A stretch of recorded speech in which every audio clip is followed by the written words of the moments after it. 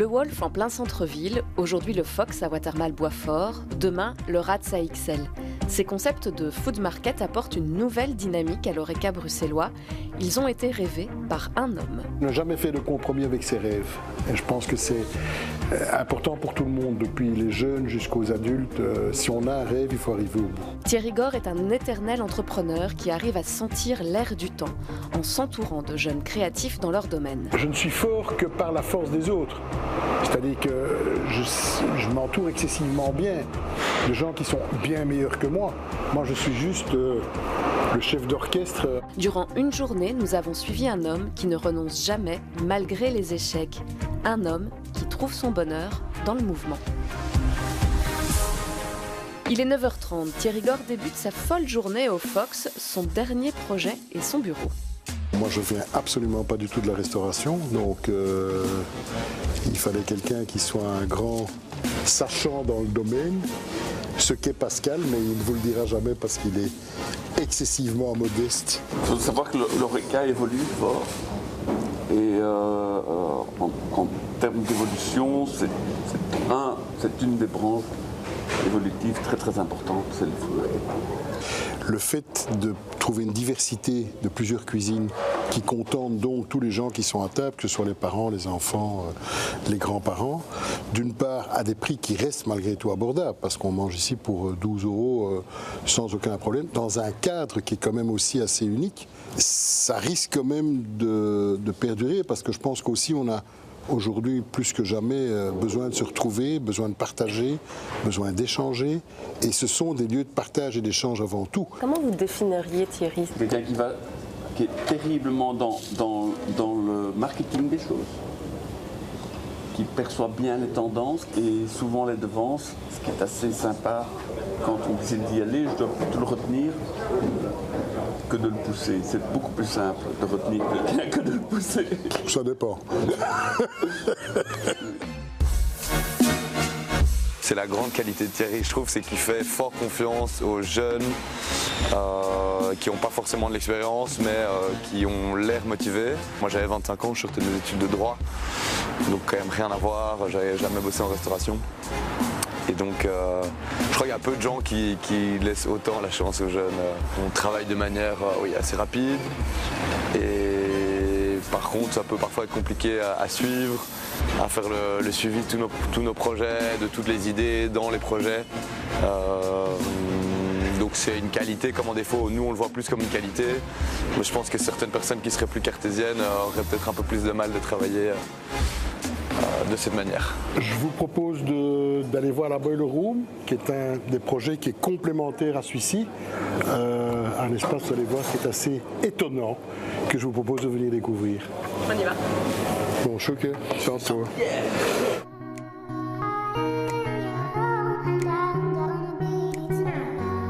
Quand vous étiez enfant, vous rêviez de quoi ? D'être architecte. Mais comme je ne sais pas compter, j'ai dû faire de la pub. Donc voilà, mais construire. J'étais un peu turbulent, oui, on peut le dire comme ça. C'est un endroit assez incroyable qui était l'ancienne chaufferie de la Royal Belge. Donc à l'époque, les machines étaient tellement énormes qu'elles prenaient un espace de 1500 mètres carrés, vous allez voir là. Et vous allez surtout voir ce qu'on va y faire après. Donc je vous propose de me suivre. C'est cet espace-ci qui va revivre. Et ça, c'est vraiment le genre de projet qui nous anime à fond, parce que dans les projets qu'on a, il y a d'abord un lieu emblématique, c'est une constante, et puis il y a un design qui est excessivement surprenant, et puis il y a de la nourriture qui est juste bien, parce qu'on fait quand même du food, donc c'est un prérequis. Mais donc vous voyez la grandeur de cette cathédrale, vous imaginez la scène qui va être ici, c'est vraiment qu'on peut utiliser en cinéma ou en ce qu'on veut. Et on a surtout un endroit où on va faire une ferme urbaine indoor. L'idée, c'est de récupérer les déchets, de compacter ces déchets, de les traduire en biométhane et puis en électricité pour pouvoir éclairer la ferme urbaine indoor qui va permettre de faire des herbes aromatiques notamment et des jeunes pousses qui vont être resservies en cuisine au Fox. Ça, c'est un des 3 projet majeur que nous ouvrons à Bruxelles entre le mois de septembre et dans un an. Alors ce que je vous propose, c'est d'abord d'aller à la galerie Bortier. La galerie Bortier, c'est un passage extraordinaire qui date de 1856, qui a été fait par l'architecte Creuzenard, qui est l'architecte qui a fait la galerie de la Reine. Cette galerie a été faite à l'époque pour relier à la salle de la Madeleine. Et la salle de la Madeleine, ce que peu de Bruxellois savent, a été le premier marché couvert de Bruxelles. Qu'est-ce que vous pensez de Bruxelles aujourd'hui? C'est une vaste question. Alors, je pense que Bruxelles évolue de la bonne manière, mais il y a des choses qui ont été faites un peu trop vite à mon goût. Et si on fait des projets dans le cœur de Bruxelles, c'est parce qu'il y a de plus en plus de monde, de plus en plus d'étrangers qui y viennent. Vous vous êtes déjà planté? Ah oui, je me suis évidemment déjà planté, et solidement. Mais bon, je pense que ça m'a enrichi énormément. Je pense que j'ai un pouvoir de résilience important. Parce que j'ai failli tout perdre et j'ai perdu énormément. Mais je veux dire, l'argent est quelque chose qui m'intéresse pas du tout. Je veux dire, c'est comme quelqu'un qui joue au tennis, s'il joue bien, il gagne, et bien tant mieux, et puis il y a tout qui déroule derrière. Donc c'est pas la finalité. La finalité, c'est d'entreprendre des choses, de faire des projets. On va rentrer par là peut-être. J'ai passé l'entrée. On voit tout de suite qu'il y a un potentiel gigantesque parce que la galerie est juste magique. Et après, on adapte le projet au lieu. Et c'est ce qu'on fait partout. Je veux dire, on a vu la Boiler Room tout à l'heure, c'est pas un food market. Ici, c'est pas un food market. Donc voilà, on adapte des concepts et des projets par rapport au lieu. Ici, on va voir un traiteur, un chef ultra connu.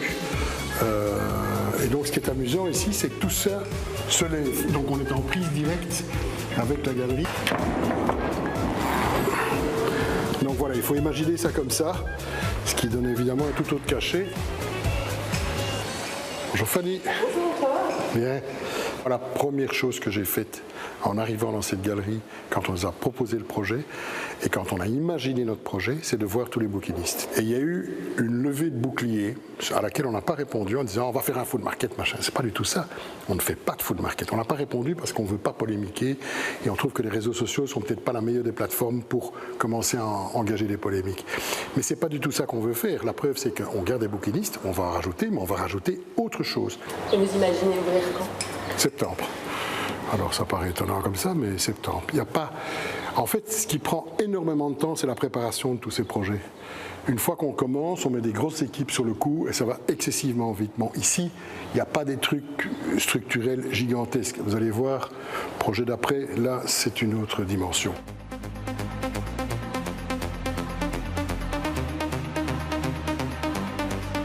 Et donc voilà la partie garage dans laquelle on va trouver le vieux parking ici. Et puis dans cette partie droite, un monde immersif et un autre monde plus loin là-bas que je vais vous montrer. Donc il y a un monde immersif qui va se trouver dans toute cette partie ici à droite. Je ne vous en dis pas plus pour l'instant. Ici une partie zone centrale dans laquelle on va retrouver 3 stands et le bar principal. Et vu qu'on a ouvert tout à fait ici, ça vous donne un peu une idée de la dimension. On va avoir un escalier ici pour appeler les gens vers l'étage. Ici c'est très impressionnant parce qu'on est en train de refaire la dalle pour la microbrasserie. Et donc ça c'est fait pour, on refait tout pour supporter le poids des cuves de la microbrasserie. Donc il faut s'imaginer que le bar sera en bas et qu'on va vraiment être en prise directe entre la microbrasserie et le bar. Et ici on a toute cette partie qu'on appelle Food Bazar, avec une partie là-bas à droite où on va retrouver les fripes vintage, seconde main. Le risque, il est toujours présent. On ne sait jamais ce qui peut se passer. Bon, l'avantage ici, c'est qu'on est quand même bien placé près de la porte de Namur, sur 3 niveaux, chaque fois de 1000 m², donc on peut se réinventer très vite. Et ça, on parle d'une ouverture dans 1 an. On arrive à Zaventem Atelier. Zaventem Atelier, c'est l'antre de Lionel Jadot et de sa meute de créateurs. Vous voyez qu'il y a quand même pas mal de monde qui bosse ici. Regardez, ça c'est amusant, ça c'est Les voitures à Lionel, là, tout ce qui est vieux avec des plaques O, c'est les voitures de Lionel. Et donc, on va découvrir ici un endroit qui est absolument magique. Tous ces ateliers ici, on va en découvrir d'autres au-dessus, sont les ateliers qui accueillent une trentaine d'artisans, artistes, qui font des choses absolument sublimes. Et là, vous voyez les moules, c'est les moules qu'on retrouve au Wolf en fait, qui viennent d'ici. Et vous verrez, si on peut jeter un tout petit coup d'œil ici, c'est vraiment un cabinet de curiosité exceptionnel. Donc là, vous voyez toutes des pièces qui sont réalisées ici dans l'atelier. Donc vous voyez que c'est quand même un cadre assez hors norme avec des meubles et des objets qui sont absolument fabuleux. C'est Lionel qui conceptualise le design des lieux et puis en fonction de ce qu'il a conceptualisé, il va trouver les artisans qui sont ici, puis on se met autour de la table et on voit comment donner vie au rêve de Lionel. Il y a un regard fou, donc, mais on est un peu aussi, donc on est prêt à suivre. Oui, on veut suivre, voilà. on veut. Sans la patte de Lionel, ça... c'est pas la même chose. Ah non, mais ça, je suis convaincu. Ça, c'est une certitude. C'est même pas... non, c'est une certitude. C'est-à-dire qu'on n'aurait pas ce supplément d'âme et ce design qui fait partie de l'expérience. Ça, c'est les 2 prix qu'on a gagnés pour le Wolf à l'époque. Les ateliers ici, ils en sont à leur 5e, 6e food market. Donc je pense qu'il n'y a pas un bureau de designer ou d'architecte dans le monde qui ait une expérience aussi grande des food market.